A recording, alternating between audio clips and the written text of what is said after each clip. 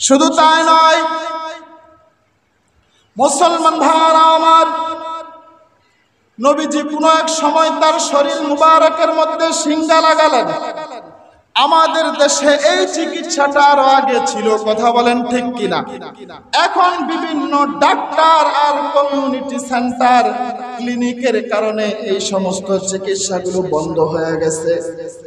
ও মুসলমান ভাইরা আমার, সিঙ্গা লাগালে শরীর থেকে রক্ত বের হয়। নবীজি তার শরীরের মধ্যে সিঙ্গা লাগালেন। সিঙ্গা লাগানোর পর তার শরীর মুবারক থেকে কিছুটা রক্ত বের হলো। ওই মুহূর্তে নবীজির প্রিয় সাহাবী হযরত আব্দুল্লাহ ইবনে জুবায়ের রাদিয়াল্লাহু আনহু নবীজির দরবারে উপস্থিত হয়ে গেলেন।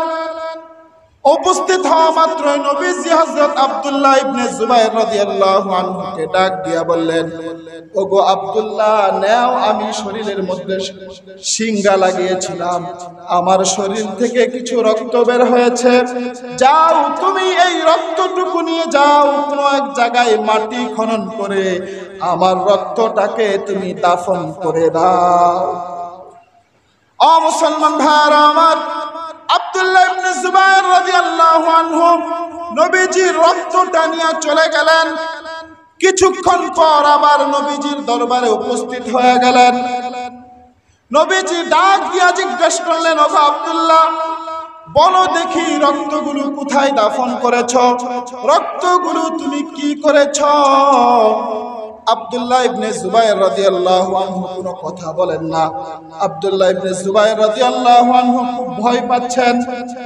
নবীজি আবার জিজ্ঞাসা করলেন, ও আব্দুল্লাহ, বলো দেখি রক্তগুলো কি করেছ?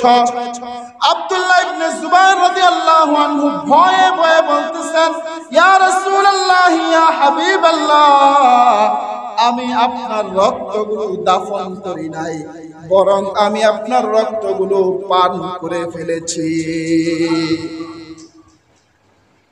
মুসলমান ভাইরা আমার, এই কথা যখন বললেন, নবীজি সাল্লাল্লাহু আলাইহি ওয়াসাল্লাম ডাক দিয়া বললেন, ওগো আব্দুল্লাহ, শুনিয়া রাখো, যেই শরীরের ভিতরে আমি নবীজির রক্ত প্রবেশ করেছে, যেই শরীরের ভিতরে আমি নবীজির রক্ত ঢুকেছে, সেই শরীর কখনো জাহান্নামের আগুন স্পর্শ করবে না।